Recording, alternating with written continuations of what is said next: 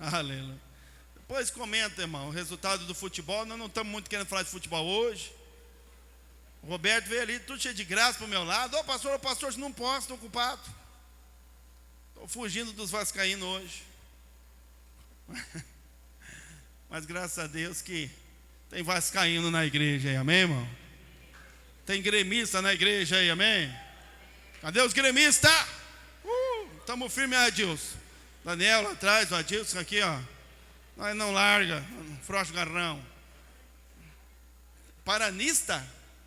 Tem paranista na igreja aí? Paranista? Olha, tem um sobrevivente, hein, mano? Olha, agora eu admiro o paranista, viu? Pensa num povo de fé. O cara, eu acho que o cara só por torcer pro Paraná já tem que ir pro céu. Cadê os coxa branca? Os coxa branca vem murchinho. Cadê os atleticanos?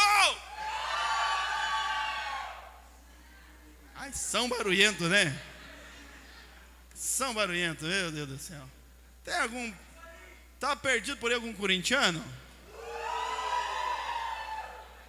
Irmão, é aí que se revela a multiforme graça de Deus. Até corintiano vai para o céu, irmão. É a graça do Senhor, misericórdia. Cadê os rubro-negro, flamenguista?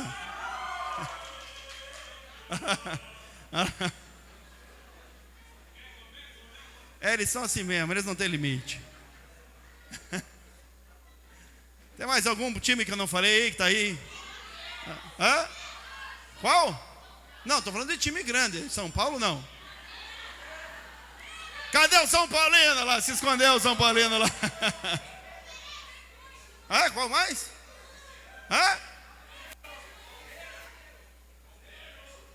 Tem algum time sem mundial aí?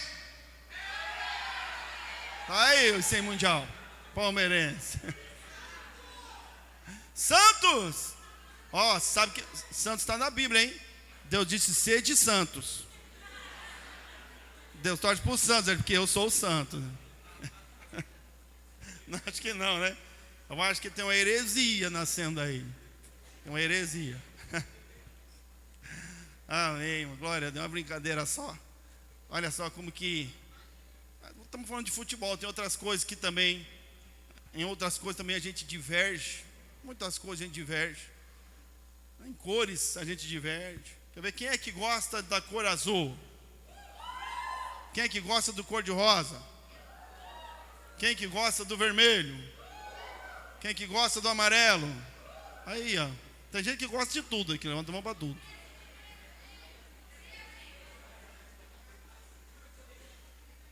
Mas é só Jesus para pegar o flamenguista e o corintiano e o São Paulino e o gremista, botar todo mundo junto dentro de um lugar e a gente caminhar unidos e a gente caminhar debaixo da graça de Deus. Pensamentos diferentes em outras áreas, qualquer áreas mais focados naquilo que nos é comum, amém?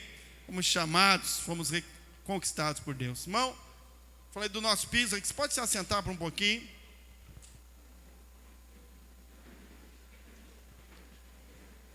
Hoje está meio tumultuado o culto, bastante gente. A pessoa fica meio alvoroçada assim, né? Parece aquele bando de caturrita, né? Vem fazendo barulho. Irmão, eu quero... Você viu o piso novo nosso aí, né? Glória a Deus. Não acabou ainda, tem que botar tudo aqui na escada, ali em cima, lá fora, ainda até lá atrás. Vai ficar chique. Já está ficando chique. Mas eu quero de uma maneira bem especial, irmão, olha aqui para mim, por favor. Galera, lá em cima, ó. Vamos caprichar aí, senão não tem que fazer descer a metade. Isso, olha como ele já se comporta. Esse povo é benção. Mas ó, quero me alegrar, é claro, né? Uma alegria, uma felicidade, um sonho nosso, desde que a gente começou a fazer a igreja e depois veio pandemia, as coisas ficam meio enroscadinho, mas graças a Deus está aí o piso, está sendo colocado, né? Como o irmão Constante falou ali, pastor, estamos devendo quanto? Estamos devendo nada, né, irmão Constante? estamos devendo nada, graças a Deus, está tudo pago, compramos à vista, estamos pagando. A mão de obra não é muito barata, mas estamos pagando também, né, Fernando? Estamos pagando também. Mas está muito bem feito, é um serviço bem feito, para a casa de Deus, para a glória de Deus. Crescimento, estamos crescendo. Está lá o Fernando procurando ele para cá, com a cara fechada, olhando para mim já brabo.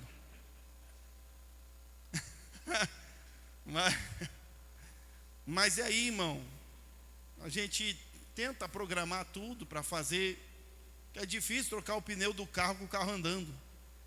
E desde que a gente começou a construir a igreja aqui, que era a igreja pequenininha, começamos a fazer essa aqui um pouquinho maior. A gente passou por muitas fases, né, difíceis. A gente fez culto com um monte de bagunça aqui, com areia. Aliás, a areia nos acompanhou por muito tempo. A gente vinha para o culto, depois tinha que ir para casa tomar outro banho. Areia, poeira, o pó. Então sempre foi assim. E agora com o piso também a gente tentou programar. E o Fernando também aí, como ele é membro da igreja aqui também. Mas felizmente nós estamos colocando o piso na igreja.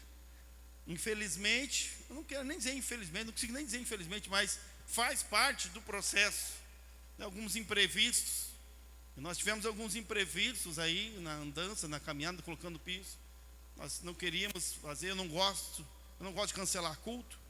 Eu não gosto de, tem o culto. O dia de culto é dia de culto. A igreja não para. A gente não para em Natal, Ano Novo, não tem férias. Eu tiro férias. Os pastores tiram férias, mas a igreja não para. Quando um está de férias, o outro está aqui trabalhando. E assim a gente vai alternando. Porque ninguém escolhe o dia em que vai ter um problema. Ninguém escolhe. Ninguém já, Natal, Ano Novo, feriado, eu não vou ter problema, não vou querer ir na igreja. Às vezes é ali que eu estou precisando. É ali que eu quero. Então, não gosto de fazer isso, mas foi preciso para a gente garantir aí o serviço do Fernando. Ele orientou, pastor, é bom que não tenha o culto de manhã, né? Nós fechamos todas as atividades dia de semana, e para a gente ter o culto domingo de manhã e domingo à noite, normal, como a gente faz todas as semanas. Mas e quando chegou na sexta-feira, a gente ainda estava, vai, não vai, dá ou não dá, então não dá. Até no sábado de manhã eu ainda estava pensando. Mas na sexta-feira, para a gente ter um tempo, para ter uma garantia, e como quem dá garantia de serviço é ele, né? E ele falou, pastor, não é bom? Vamos obedecer o que ele fala, porque depois se dá um probleminha, né, irmão? A culpa é nossa. Agora, se der um probleminha, a culpa é dele. Agora nós obedecemos. Mas para a gente ter garantia e fazer a coisa bem legal, nós decidimos então não ter o culto hoje de manhã. Na sexta-feira, 2 dias atrás aproximadamente. Era um desafio? Era. Porque nós não projetamos isso, né? Eu não faço nada assim, sem a gente projetar, sem a gente com tempo para poder avisar, porque a gente sabe que é difícil. Mesmo a gente tendo hoje em dia aí WhatsApp, as redes sociais, Facebook, Instagram, e a igreja está em todos eles, às vezes ainda é difícil, a comunicação é complicada, alguns ruídos de comunicação.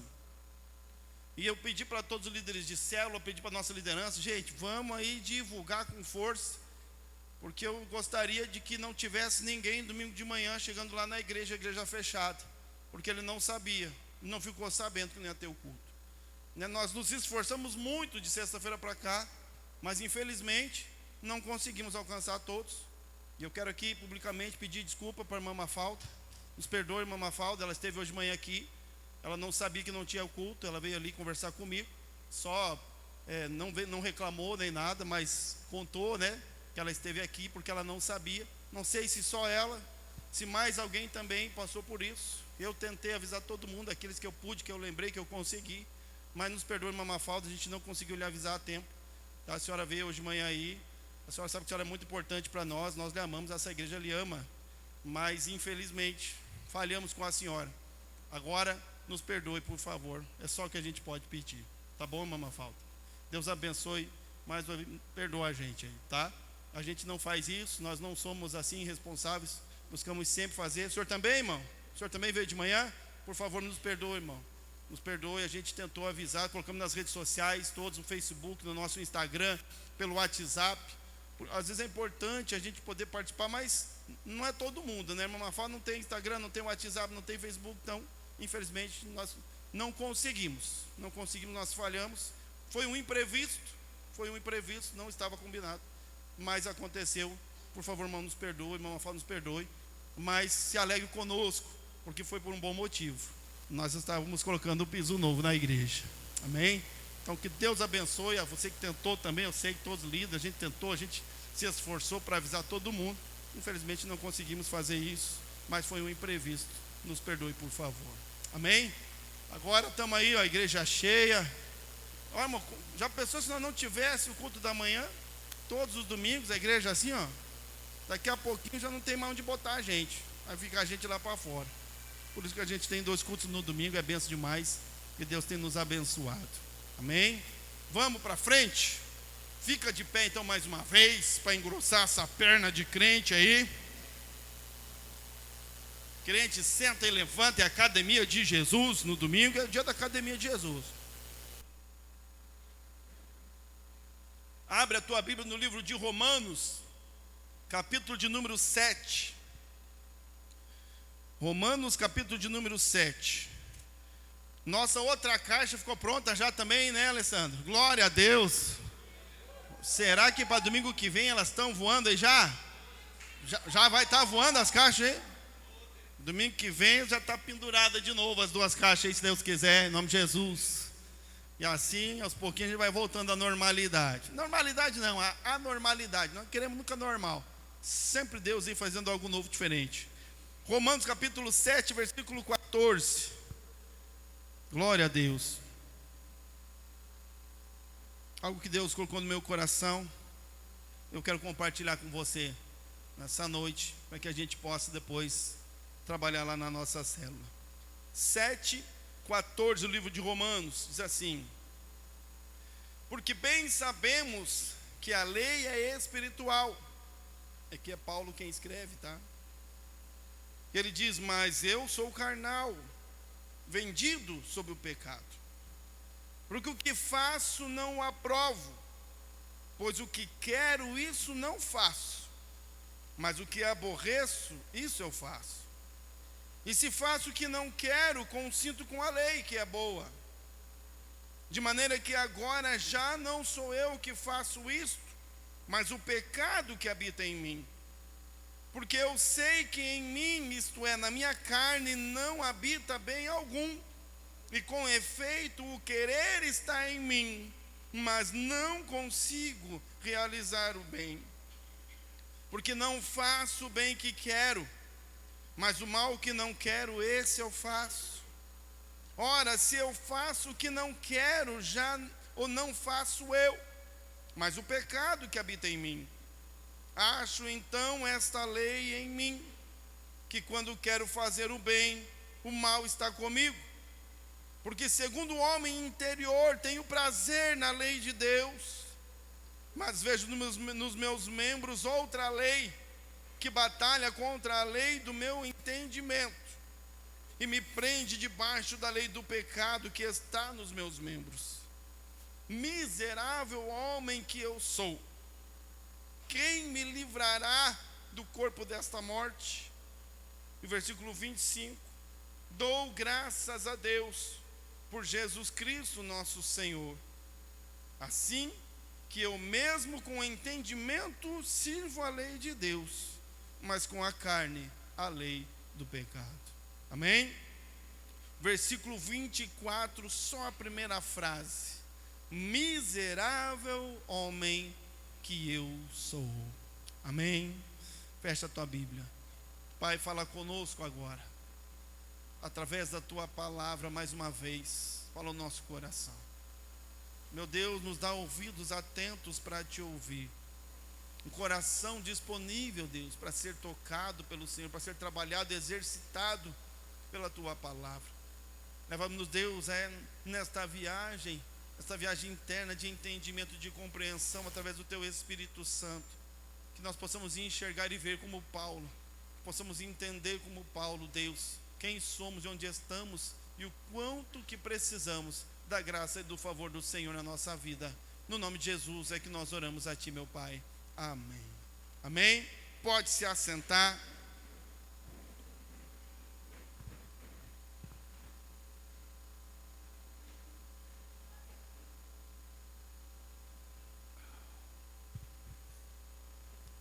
Ó, a galera sentada no chão, né?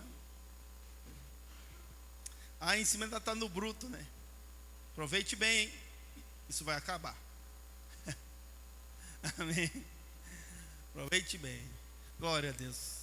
Irmãos, esse texto, Paulo se lamenta. Paulo escreve aqui um texto de lamentação. Ele se lamenta por algo que ele percebe nele mesmo. Ele se lamenta por algo que ele vê nele mesmo, e esse algo frustra. É uma lamentação de alguém frustrado. Uma lamentação de alguém que se encontra, de certa forma, até decepcionado.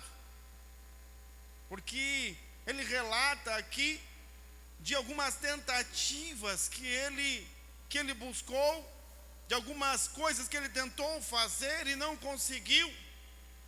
Porque ele disse: o bem que eu quero fazer eu não faço. Ou seja, em algum momento ele tentou fazer o bem e não conseguiu. Ele tentou fazer algo certo e não deu.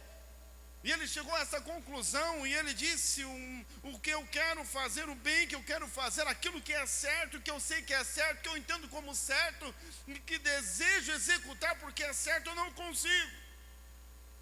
Eu não consigo fazer aquilo que é certo, mas aquilo que não é, isso impera em mim.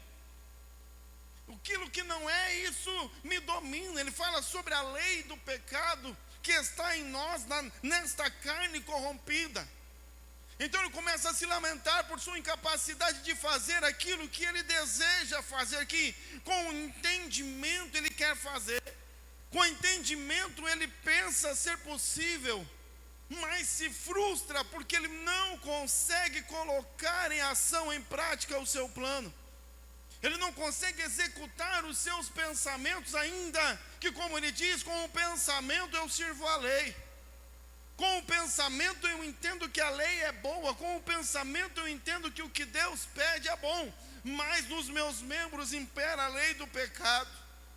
Ele diz que na sua mente o desejo é de servir a Cristo, mas no seu corpo a lei que impera é o pecado. Na verdade, Paulo está olhando para si mesmo, olhando para a sua história. Ele está olhando num momento de reflexão, de profunda reflexão, que ele já tinha feito, e aqui ele traduz nessas palavras. Ele traduz neste texto, quando ele fala nesta frase que nós repetimos uma segunda vez. Ele disse: miserável homem que eu sou. Ele constatou algo nele que talvez o decepcionava ou frustrava. Ou pelo menos ele percebeu a sua real situação. Mesmo sendo ele Paulo, o doutor da lei, mesmo sendo ele Paulo, o escolhido de Deus através de Jesus para ser um discípulo, mesmo sendo ele Paulo um grande teólogo, conhecedor da verdade das coisas de Deus, mesmo sendo ele Paulo, como ele mesmo escreve em outros dias, zeloso pelas coisas de Deus, demasiadamente zeloso pelas coisas de Deus, mesmo Paulo tendo todo esse seu gabarito, mesmo Paulo tendo todo esse currículo, ele para e olha para si mesmo, e olha para suas atitudes, e olha para sua história, e ele diz: miserável homem que sou, o bem que eu quero fazer eu não faço, mas o mal que eu não quero, esse eu faço. Um sentimento de alguém que, através da lente do evangelho da graça, percebe sua verdadeira condição, reconhecendo a sua miserabilidade ante a verdade exposta no seu coração do evangelho do Senhor Jesus Cristo. Paulo aqui, ele tem uma percepção que é muito difícil de se obter.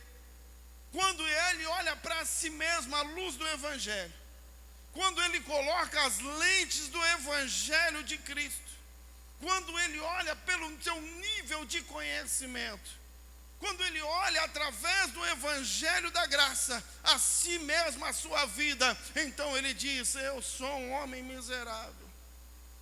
Eu sou um homem miserável porque eu tenho um bom entendimento. Eu sou um homem miserável porque eu conheço bem a graça. Eu sou um homem miserável porque eu quero a lei, eu amo a lei, eu busco a lei, eu quero viver de acordo com a vontade de Deus, mas eu não consigo. Miserável homem que sou, Paulo, ele encontra a essência daquilo que o homem é na sua mais pura verdade. Quando ele não está ou é vestido, ou quando não está escondido, ou quando não olha para si mesmo, usando algumas lentes que turvam a visão. É difícil demais para nós mesmos conseguirmos, ou para um homem comum e natural, a não ser pelo Espírito de Deus, poder enxergar e entender o que Paulo viu e ver em si mesmo, e reconhecer isso ainda. Miserável homem que sou. O tema da mensagem desta noite para esta semana é miseráveis. Miseráveis não por conta daquilo que não temos apenas. Miseráveis porque quando nós olhamos para nós mesmos e vemos o quanto somos carentes, o quanto somos necessitados, e o quanto somos dependentes de Deus e da graça de Deus, e conseguimos por um momento só tentar nos ver à luz do Evangelho, sem a graça, sem o favor, sem o amor, sem o que Deus tem, sem o que Deus nos deu, sem o que Ele fez, nos vemos apenas como Paulo, apenas um homem pecador. Ele disse miserável.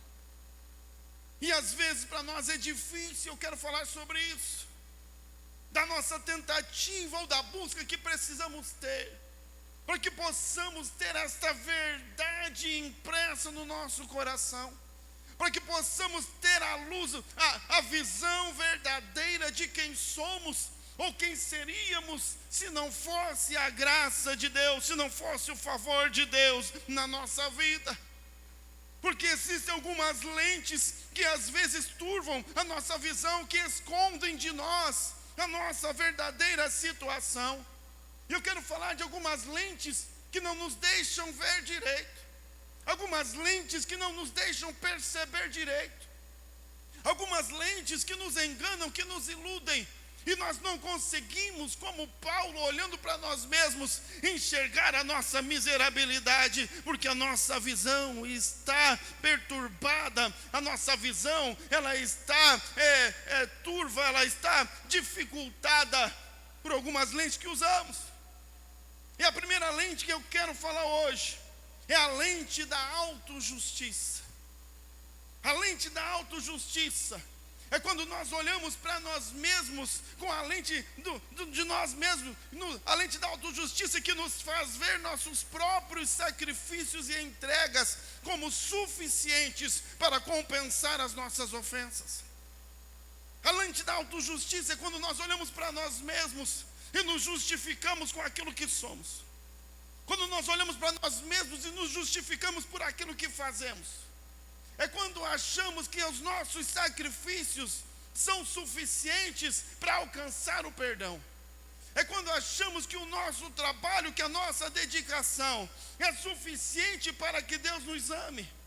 É quando achamos que de alguma forma o que somos ou o que fazemos pode substituir o sacrifício de Cristo lá na cruz do Calvário. A lei da autojustiça me coloca sempre como suficiente em mim mesmo, suficiente nas minhas próprias atitudes, suficiente no meu próprio trabalho, naquilo que eu apresento, naquilo que eu faço. Quando eu estou olhando para mim mesmo com as lentes da autojustiça, eu já não sou tão necessitado da graça e do favor de Deus, porque eu posso buscar a perdão dos meus pecados com um sacrifício qualquer. Eu pequei, eu errei, mas eu vou fazer um jejum forte. Vou fazer um jejum de 21 dias. E aí Deus vai perdoar o meu pecado. Nos enganamos, porque achamos que o que faremos será possível. O que faremos será o bastante para que nós sejamos livres do poder do pecado, quando a Bíblia diz que a salvação vem pela graça, não vem pelas obras, para que ninguém se glorie. Jejum, irmão, não tem o poder de apagar os nossos pecados. O nosso jejum não pode fazer isso. Os nossos sacrifícios não servem. Nenhum sacrifício que fazemos pode apagar o nosso pecado ou pode nos dar um caminho para os céus. Jesus é o único caminho, e a graça do Senhor é o único caminho, e o favor de Deus através do sacrifício da cruz do seu único Filho é o único caminho. Ele é o alfa, o ômega, ele é o Cordeiro de Deus que apaga o pecado do mundo, e a salvação e o perdão dos nossos pecados só é possível pelo sacrifício verdadeiro, o sacrifício vicário substitutivo de Jesus Cristo lá na cruz do Calvário. Não há nada que eu possa fazer, não há nada, nenhum sacrifício basta. Mas quando nós nos olhamos a Cristo, ou queremos ver a nossa vida à luz da lente da autojustiça, nós nos justificamos por nós mesmos.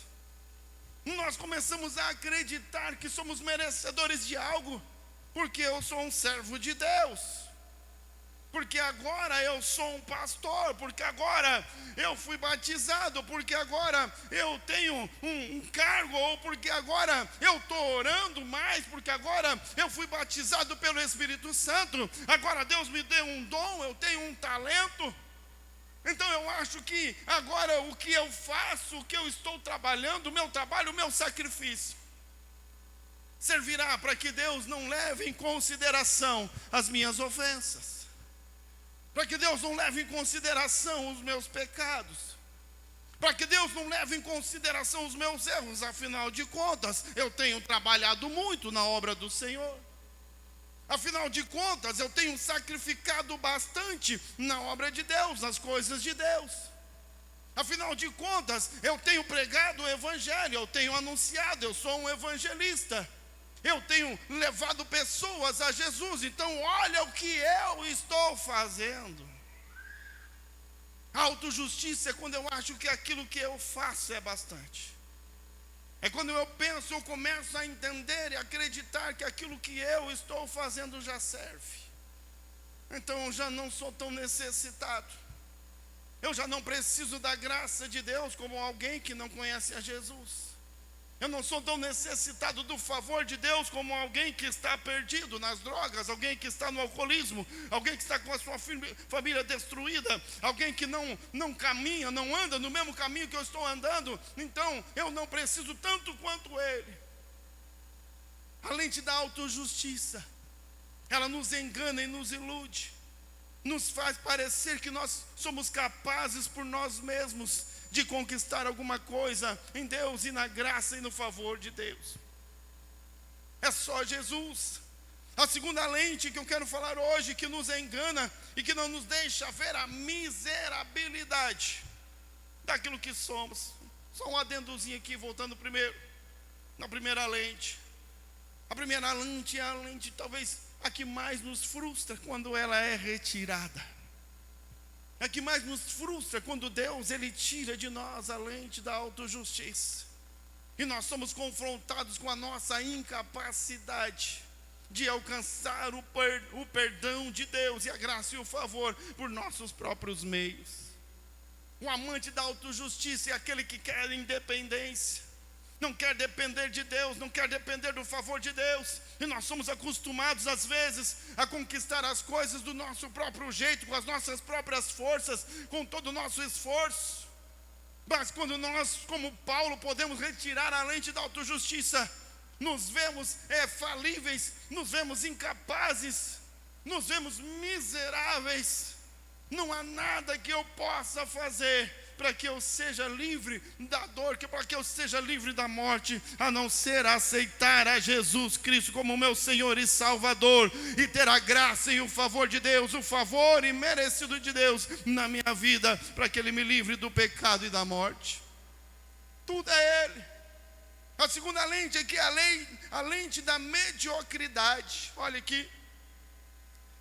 A lente da mediocridade nos faz ver através das falhas dos outros, amenizando o nosso sentimento de culpa. Mediocridade. O medíocre é aquele que se mede pela média. Por isso que se chama medíocre. O medíocre é aquele que busca estar na média. Ele olha para o lado e ele quer estar na média. Então ele olha, eu me lembro que no auge da minha mediocridade, uma vez, eu sempre conto essa história. Lá em Santa Catarina, eu era o baterista da igreja. Falei semana passada sobre isso. E eu me senti o melhor baterista da igreja. Porque no começo eu era o único que tocava bateria. E além de mim, depois tinham outros menininhos, claro. Mas eu me sentia top. Eu me sentia bom demais. Eu me sentia importante, eu me sentia um ótimo músico. Eu achava que eu era um grande baterista, porque olhando à minha volta, na média dos que estavam à minha volta, eu era bom. Não sabia eu que na verdade eu era apenas um baterista medíocre, porque eu me media pela média. Eu olhava pela média do que estava à minha volta. Então, segundo a lente da mediocridade, aqueles que estavam à minha volta eram menores ao meu próprio juízo. Então eu me sentia bom. Quando nós olhamos para nós mesmos com a lente da mediocridade, nós fazemos exatamente isso no que diz respeito aos pecados e às falhas. Então nós olhamos aqueles que nos cercam e olhamos e dizemos: eu não sou santinho, mas também não sou como aquele irmão. Eu tenho os meus errinhos, eu sou um pouquinho pecador, mas não peco tanto quanto. Na lente da mediocridade está tudo bem. Na lente da mediocridade está tudo certo. Quando eu uso a lente da mediocridade, eu tento tirar dos meus ombros o sentimento de culpa. Eu não estou tão ruim assim. Eu não estou tão mal assim. Eu nem preciso me sentir tão culpado, porque se eu conto só uma mentirinha. Mas aquele irmão, aquele lá é um mentiroso de carteirinha. Eu não minto que nem aquele. Eu conto uma mentirinha ou outro, com a lente da mediocridade. Está tudo bem. Com a lente da mediocridade, os meus erros não são tão importantes. Com a lente da mediocridade, os meus pecados não podem ofender a Deus tanto assim. Com a lente da mediocridade, Deus tem até uma obrigação de fazer algo por mim. Afinal de contas, eu não sou o pior crente da igreja. Eu não sou o mais difícil, eu não sou o que dá mais trabalho. Com a lente da mediocridade, Deus está devendo um favor para mim, porque eu sou o melhor crente da igreja. Eu sou o que mais trabalha. Na lente da mediocridade, o sentimento de culpa se esvai, eu passo a não sentir tanta culpa. Olha aqui, irmão, que cilada. Eu não sinto tanta culpa, porque eu não sou tão ruim. Aliás, não sinto culpa nenhuma, porque eu não sou tão chato quanto os outros. Então, para mim está tudo bem. Não me sinto culpado em ser um pouco chato. Não sinto a culpa, porque o meu pecado, ele é dissolvido no pecado dos outros. O meu erro, aos meus olhos, da lente da mediocridade, ele é dissolvido no erro dos outros. Tem erros maiores do que o meu. Então eu tento me livrar do sentimento de culpa, para que eu não seja cobrado por mim mesmo ou pelo Espírito que habita em mim. Como Paulo disse, o que eu quero fazer, a minha mente, ela diz o que eu tenho que fazer, mas o meu corpo não faz. Mas com a lente da mediocridade eu tenho uma boa desculpa: eu não sou tão mal assim. Tem gente pior do que eu, e então eu tento tirar a culpa dos meus ombros. Mas olha aqui, irmão, preste atenção nessa frase. Não sentir culpa não significa de que ela realmente não exista. Na lente da mediocridade nós nos enganamos duas vezes. Primeiro, porque achamos que se alguém tem um pecado maior do que o meu, então eu posso ser perdoado. Se alguém tem um erro maior do que o meu, então eu não estou tão ruim assim. E este engano me leva a um outro. Quando eu não sinto a culpa, então, e porque eu não sinto a culpa, eu passo a acreditar que eu não tenho culpa nenhuma. Eu não sinto culpa em mim mesmo, então eu acho que eu já estou justificado. Sou justificado pelo erro do meu irmão. Sou justificado pela falha do pastor. Sou justificado pelo pecado do meu líder. Sou justificado pela mentira. A minha mentirinha é justificada pela mentira do meu marido, da minha esposa, dos meus pais, dos meus filhos, na lente da mediocridade. Eu estou na média, eu estou um pouco abaixo. Então estou bem, não me sinto culpado. E então eu me engano, então eu acho que porque eu não me sinto culpado, eu já estou justificado diante de Deus. E esse é um engano. E esta é uma mentira. Porque não sentir a culpa, irmão, não significa que eu não tenho. Porque a Bíblia diz que todos pecaram e foram destituídos da glória de Deus. E a Bíblia diz que o salário do pecado é a morte. E o que me diz se eu tenho culpa ou não? O que pode ser o espelho, aquilo que revela a verdade daquilo que eu sou, é a palavra de Deus e o evangelho da graça, que diz que não há nenhum justo, nenhum sequer. Ninguém é justificado pelo erro do outro. Ninguém é justificado pela falha do outro. Ninguém é santificado porque tem um profano do seu lado. Só há justificação em Jesus Cristo e no sacrifício e no sangue derramado lá na cruz do Calvário. Por Ele somos justificados. Por Ele o nosso pecado é retirado. E quando nós usamos a lente da mediocridade, nós não conseguimos enxergar o nosso pecado. Nós não conseguimos enxergar os nossos erros. Nós não conseguimos enxergar as nossas falhas, porque as falhas dos outros estão servindo como justificativa para as minhas, e eu me sinto justo. Eu me sinto liberado. Não sinto culpa em mim, mas não sei que estou culpado do sangue de Cristo, que estou culpado do pecado que habita em mim. E se eu não me render aos pés do Senhor e não pedir e clamar pela sua graça e o seu favor, não serei perdoado do meu pecado. A lente da mediocridade. A terceira lente que eu quero falar hoje é a lente da ignorância. A ignorância que é a falta de conhecimento. Ignorância não é ser bruto, não é ser... A gente fala, aquele cara é um ignorante, porque ele é mais bruto, porque... Não é esse tipo de ignorância. A ignorância é a falta de conhecimento, não conhecer. Ser ignorante num assunto é não entender, não conhecer o assunto. A nossa ignorância, além da ignorância da falta de conhecimento, ela não nos deixa discernir os caminhos e nem entender os tempos. Quando nós usamos a lente da ignorância, da falta do conhecimento, nós andamos por aí perdidos. Às vezes acreditamos que estamos andando em um bom caminho, quando o caminho em que estamos seguindo está nos levando à perdição e à morte. Não sei se você já andou perdido por algum lugar. Eu já andei. Eu já estive perdido na mata, perdido com o meu carro, andando numa rua e na outra e não achava onde eu tinha que ir. Ia para lá, ia para cá, e não chegava em lugar nenhum.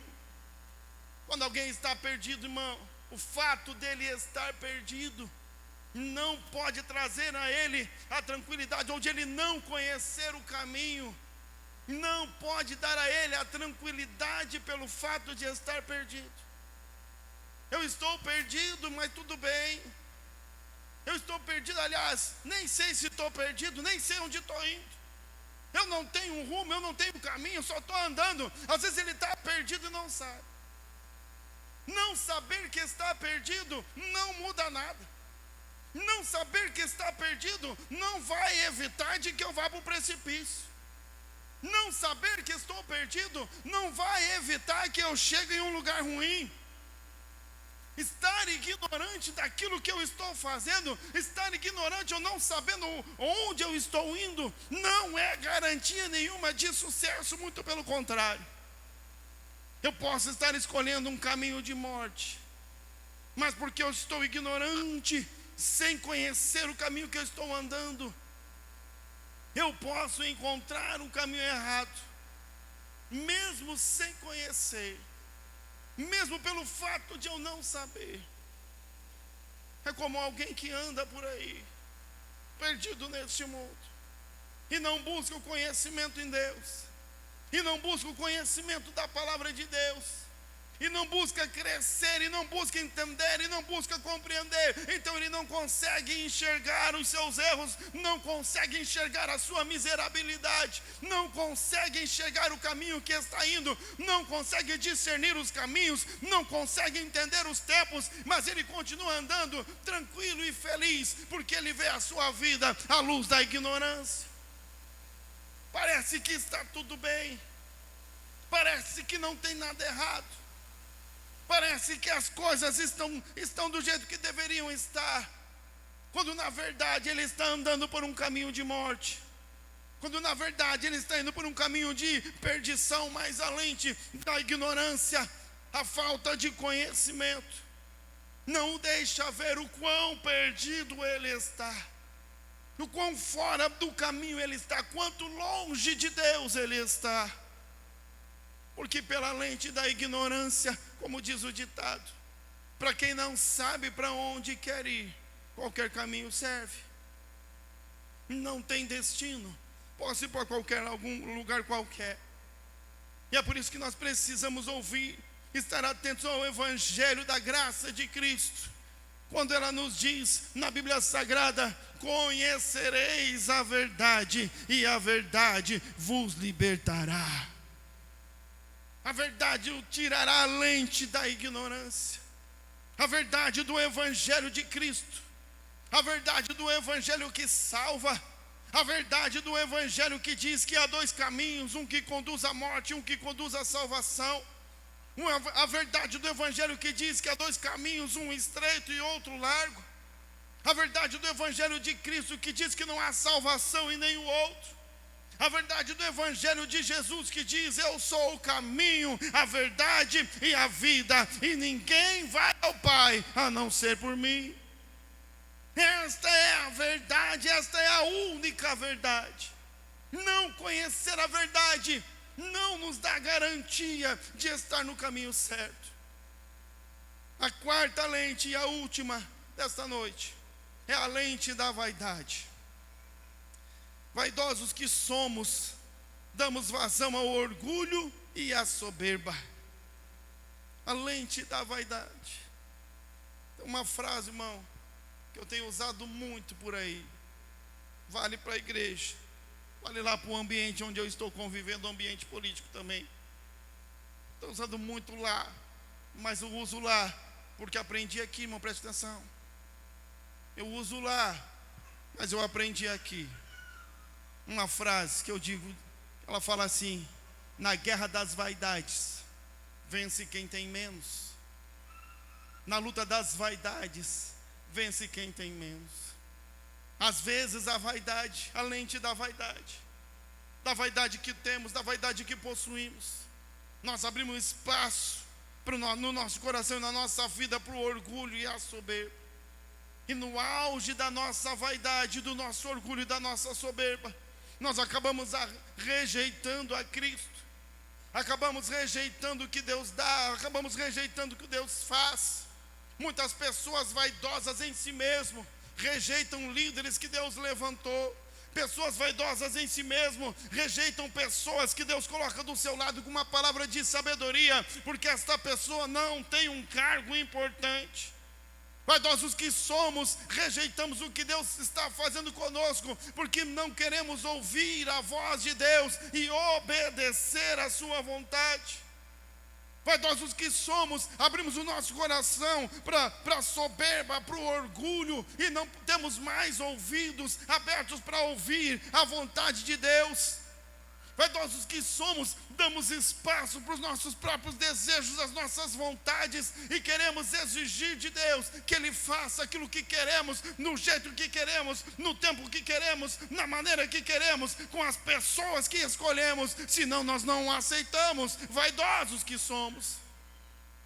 Na lente da vaidade, nós não conseguimos mais nos ver, não conseguimos mais enxergar a realidade, não conseguimos mais ter uma visão real daquilo que somos, como Paulo disse: miserável homem que eu sou, miserável homem que eu sou. Porque se Deus escolher uma mula para falar comigo e me tirar do caminho errado, e me tirar do pecado, e me levar para o caminho de salvação, eu quero dar ouvidos à mula, porque é enviado de Deus, porque o favor de Deus me alcançou, e Ele vai me tirar do caminho errado, e vai me levar para o caminho certo. Eu já vi pessoas falar para mim: pastor, em cima de mim aqui, pastor, para cima de mim aqui é só Deus. Para cima de mim aqui, só falo com Deus. Vaidoso até o tutano dos ossos. Vaidoso, soberbo, arrogante, orgulhoso. Quem é você? Quem somos nós para decidir quem Deus vai usar para abençoar a minha vida? Quem somos nós para decidir quem Deus vai usar para me entregar uma palavra? Quem somos nós para decidir quem Deus vai usar para fazer um milagre dentro da minha casa?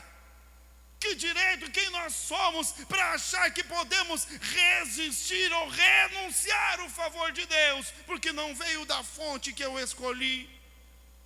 Vaidosos e arrogantes e soberbos, desprezamos o favor de Deus, desprezamos a graça de Deus, desprezamos a bênção que Deus, como uma graça, num favor imerecido, nos entrega por amor, porque somos miseráveis. Quem somos nós? Vaidosos, soberbos, arrogantes. Já contei essa história aqui, mas quando eu estava fazendo ITQ, irmão, você lembra do pastor Tarcísio? Quem viu o pastor Tarcísio pregando aqui esses dias aqui? Quem lembra? Meu irmão, ele é mais novo do que eu, 1 ano e não parece. Ele não está aqui hoje, vou me esbaldar. Não está aqui, vaidoso. Viu como a gente é vaidoso, irmão? Não quer nem ser mais velho do que o outro. Mas eu me lembro que nós fazíamos ITQ junto, eu e ele. E eu sempre tive uma dificuldade, uma facilidade de aprender, de aprendizado, de decorar. E quando nós estávamos no ITQ, eu e ele tinha uma certa dificuldade, eu tinha facilidade, então eu sempre ajudava ele. Eu ajudava ele nos trabalhos. Eu ajudava ele a estudar para a prova. Eu ajudava ele a entender alguma coisa que ele não entendia. Ainda assim, as minhas notas eram sempre melhores. Eu tinha notas melhores do que a dele. Eu tirava 9, tirava 10. Ele às vezes não tirava uma nota boa, eu tirava uma nota boa. E porque eu tirava nota boa e ele não, eu comecei a me sentir. As pessoas já olhavam para mim. Eu ia pregar, ele dizia: pregou bem. E ele já, ninguém falava dele, não dizia que ele era ruim, mas não elogiavam. Me elogiavam, e a ele não. Então eu tinha notas boas, eu tinha notas melhores. Tinha promessas de Deus. As pessoas começaram a perceber, a me notar, e aquilo subiu no meu coração. E eu botei o óculos da vaidade e disse: agora eu estou top. Agora eu sou uma estrelinha de Jesus. E um dia nós estávamos num momento de oração na igreja, nós servimos a Deus na mesma igreja. Presta atenção, irmão. Presta atenção que Deus vai trazer a bênção para você nas mãos de alguém que você vai desprezar. E nós estávamos num momento de oração. E Deus falava comigo, eu sentia a presença de Deus. E Deus disse: eu tenho algo para te entregar, e é grande. Eu nem sei o que foi que Deus me deu naquela noite, mas eu sabia que Ele ia me dar. E no momento da oração, Deus se moveu em mim, e eu abri os meus olhos e vi meu irmão do meu lado, e Deus disse: vai lá e pede para teu irmão colocar as mãos na tua cabeça, porque o que eu tenho para você está na mão dele. Aleluia, irmão, que não foi você.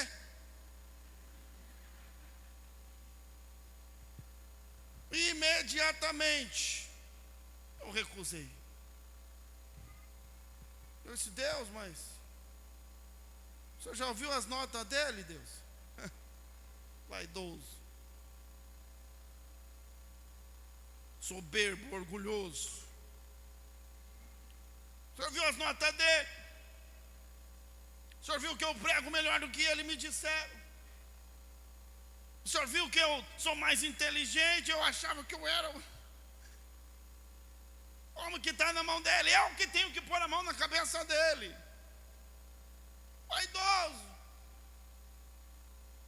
desprezando o favor de quem sou eu? Quem sou eu para decidir quem Deus vai usar para abençoar minha vida e minha casa?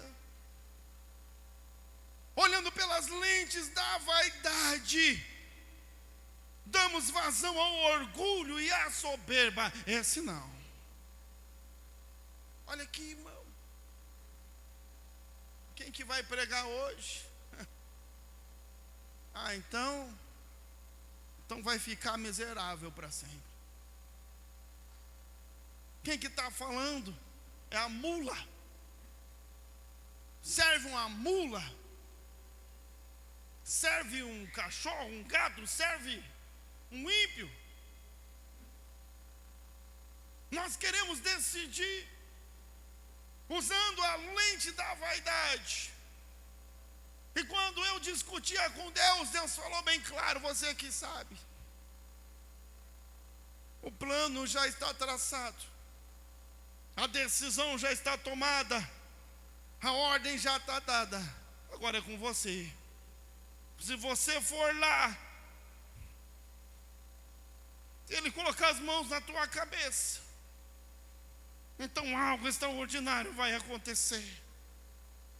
Mas se você não for, eu vou recolher e o problema é teu. Deus quebrou o meu coração naquela noite. E por um momento o Espírito Santo abriu os meus olhos. Eu disse: que loucura que eu estou fazendo. Ainda que é o meu irmão que eu amo, mas mergulhado na vaidade, nem o meu irmão servia para mim.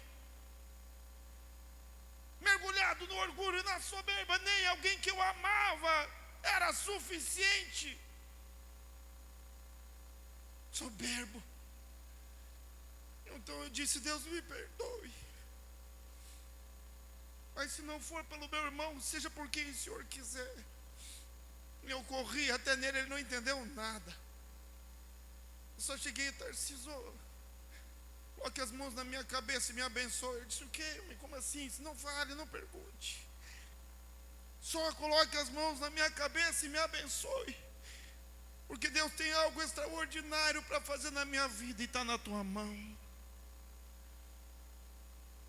Graças a Deus, naquele momento eu tive um momento de lucidez. E eu compreendi e consegui tirar as lentes da vaidade. Não joguei fora, que de vez em quando eu coloco de novo. De vez em quando eu tenho o que eu estou usando aqui? De novo, olha eu de novo, vaidoso. Olha eu de novo, orgulhoso. Olha eu de novo, soberbo. Miserável homem que sou, que quero me livrar desta lente e não consigo. Miserável homem que sou, que quero me livrar deste sentimento e não consigo. Miserável homem que sou, que quero fazer o bem e não posso. O bem que eu quero fazer eu não faço, mas o mal que eu não quero fazer, esse eu faço. Miserável homem que eu sou. Essa era a visão de Paulo. Quando desprovido da lente da autojustiça, quando desprovido da lente da mediocridade, quando desprovido da lente da ignorância, quando desprovido, lançando fora a lente da vaidade, é que nós temos o olhar límpido e transparente, porque vestimos e olhamos através da lente do Evangelho da graça do Senhor Jesus, que revela toda a verdade e nos faz ver com clareza e entender e receber o favor imerecido de Deus para homens miseráveis que não precisavam, que não tinham o que fazer, condenados à morte, mas Ele nos escolheu, Ele nos amou e amou de tal maneira que deu o seu Filho unigênito para que todo aquele que nele crê não pereça, mas tenha a vida eterna. Aleluia! Através do Evangelho da graça, o resultado é esse. Através do Evangelho de Cristo, quando olhamos e a verdade surge, olhamos para nós mesmos, somos quebrantados, o nosso coração é quebrantado, o nosso espírito é quebrantado.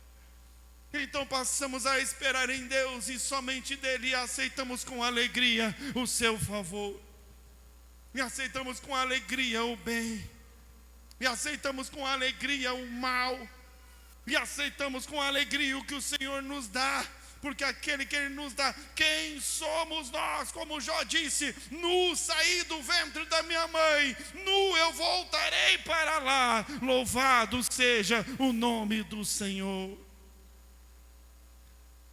Fica em pé, irmão, em nome de Jesus.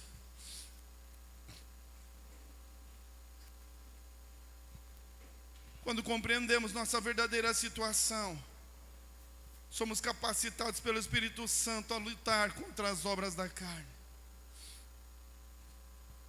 Quando compreendemos que somos pecadores, quando compreendemos que não somos nada, não podemos nada, o que fazemos não serve para nada,